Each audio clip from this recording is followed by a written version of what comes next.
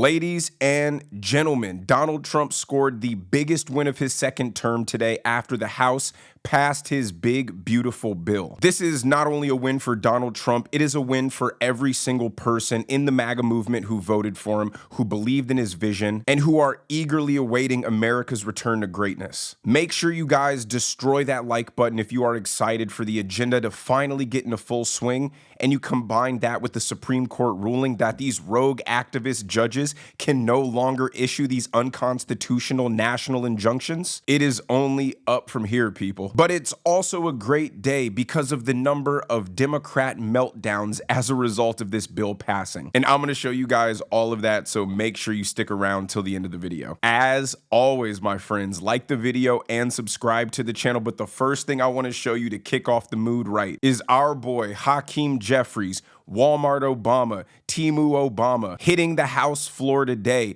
and in a desperate attempt for attention, goes on an 8-hour, 43-minute rant trying to delay the vote from happening. And here's a taste of the torture he forced people to endure for almost 9 consecutive hours. Take a look. We're going to press on for our children, press on for our seniors, press on for our veterans, press on for our unions, press on for our farmers, press on for our dreamers, press on for working class Americans, press on for the middle class, press on for all who aspire to be part of the middle class, press on for the poor, press on for the sick, press on for the afflicted, press on for the least, press on for the lost, press on for the left behind, press on for the rule of law, press on for the American way of life.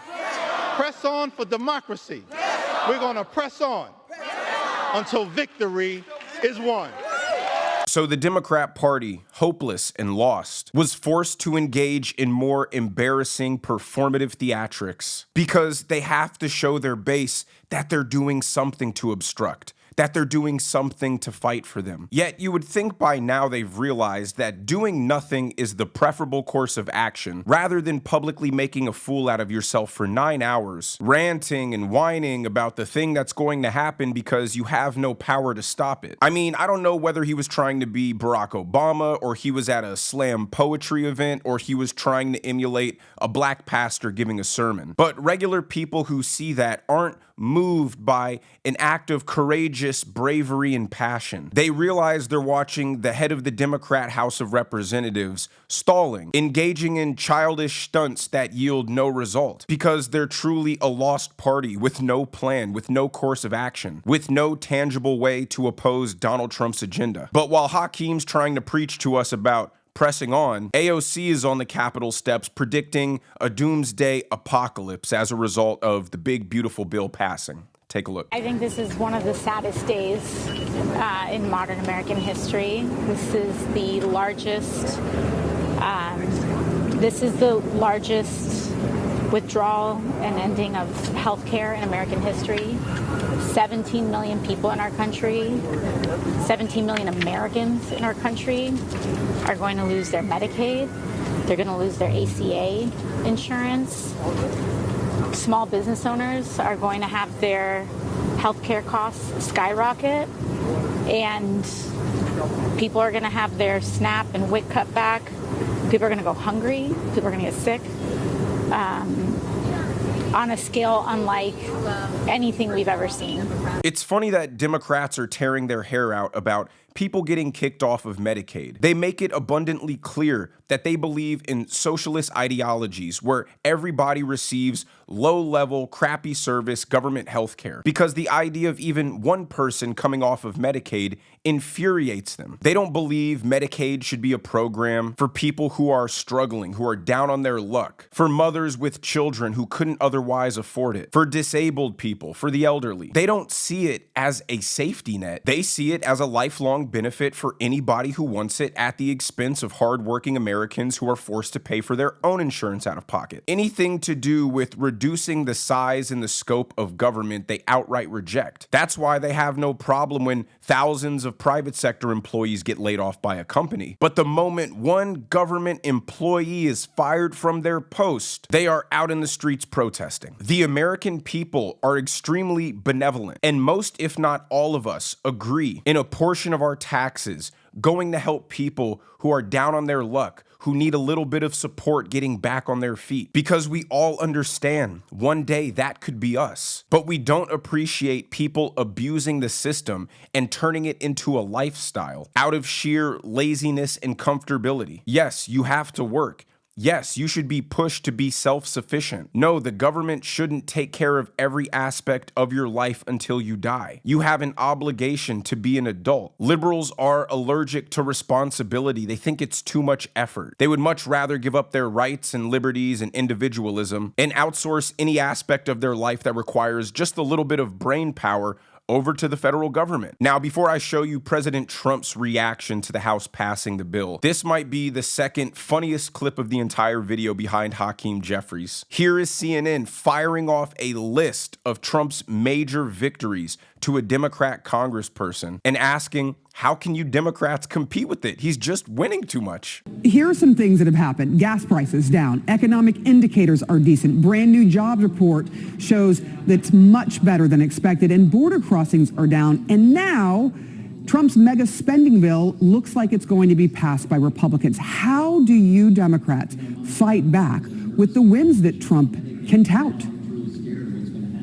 Well, it depends on how you define wins, Sarah. Wins, lady. Wins. Accomplishments. Achievements. Successes. I mean, it's not surprising that the people who can't define what a woman is also can't define what winning is. One of the major parts of this bill is a massive budget increase to ICE. This will allow Trump's mass deportation goal to actually be achievable. The stats coming out are showing that ICE's new budget will be $170 billion, making it the third largest armed force by funding, only behind the United States military and China's military. Let that sink in. A good portion of the economic hardship the American people are facing is due to the illegal immigrant crisis. If we remove tens of millions of people who shouldn't be here, housing instantly becomes affordable. The shortage in workers will cause companies to offer extremely attractive wages to fill those roles. We will save so much money not having to pay out these welfare benefits to people who aren't even citizens. Combine that with it keeping the taxes low, plus no tax on tips, plus no tax on overtime. Combine that with the manufacturing reshoring renaissance that's currently happening. Combine that with energy deregulation, which will lower the cost of energy. You have all the ingredients for an economic boom, and that's what we've been waiting for. When you take into account all of the growth that will occur due to this bill, it more than offsets the cost of it. And that's what Shermichael Singleton was trying to explain on CNN when the host was running with the old and intellectually dishonest argument that this bill is going to add to the deficit. No. Does Trump know that the bill doesn't cut the deficit? Abby, I reject the premise of the question because that's based upon the idea. You reject the premise of my question? No, I do because well, can I answer my question? Hold on. No, please? It's based upon static. It's based upon the static assessments of the CBO versus dynamic assessments. Those are two very different economic arguments in terms of projected growth versus stagnation. I've not seen any assessment of this bill that suggests that it is going to cut the deficit in half. So you that is anything from Republicans? Okay. Republicans have indeed offered scores in terms of projected growth and expansion of the economy based on dynamic assessments versus static. That's the point I'm making. These are two disparate things. It's spending money. It's increasing the deficit. And increasing the deficit if you go based upon the CBO's projections, which again are based off of a static assessment versus a dynamic one. Those key distinctions are very important to the argument.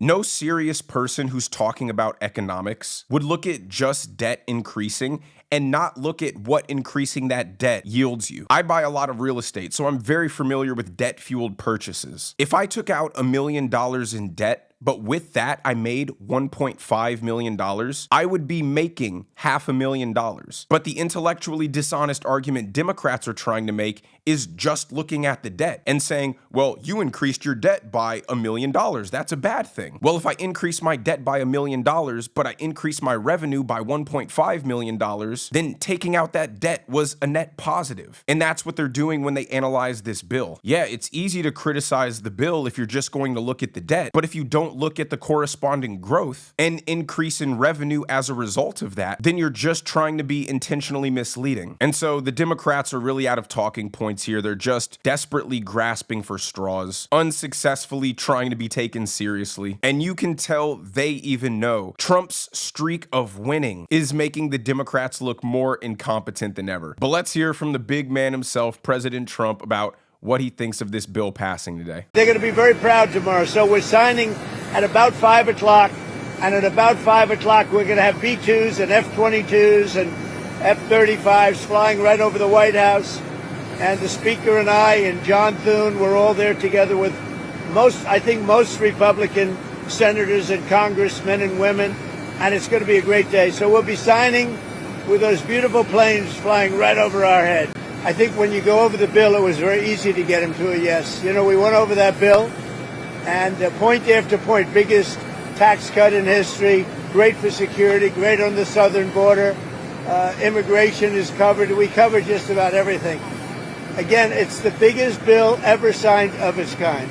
I think Donald Trump's philosophy here is a simple one. America is the biggest economy in the world. Every business in the world wants to do business in the American market. If you make the United States a friendly place to do business, make it an attractive place to invest capital, offer businesses great incentives for building in America, employing Americans, and then don't try to take all of their profits and taxes at the end of it, you're going to get an economic firestorm. With the passing of this bill and the recent Supreme Court rulings in favor of Trump, we might see the entire agenda get accomplished over the next 3.5 years. Like, Trump has done so much, we have to sit back and actually realize it's only been 6 months. We have so long to go, and now we are fully locked and loaded. So the last thing I'm going to show you is just one more humiliating own to the Democrats. So after Hakeem Jeffries ended his 9-hour-long temper tantrum, it was finally Speaker Mike Johnson's turn. And he took the moment to absolutely dunk on the Democrats and remind them, while you guys are over there celebrating moral victories and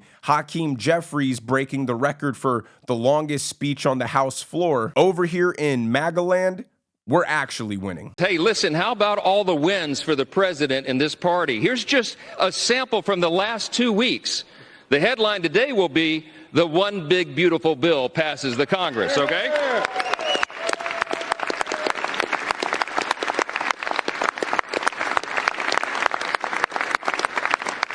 You got to hold your applause. There's too many wins. Are you tired of winning yet? No! Fourth jobs report in a row exceeds expectations. A sample of the headlines. Lowest monthly border encounters in U.S. history. We closed the border.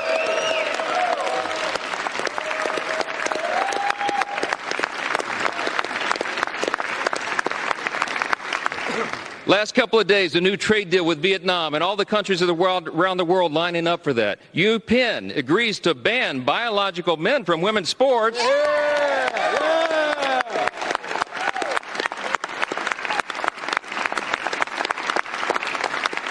And they ought to give a personal apology to every female athlete impacted by that nonsense.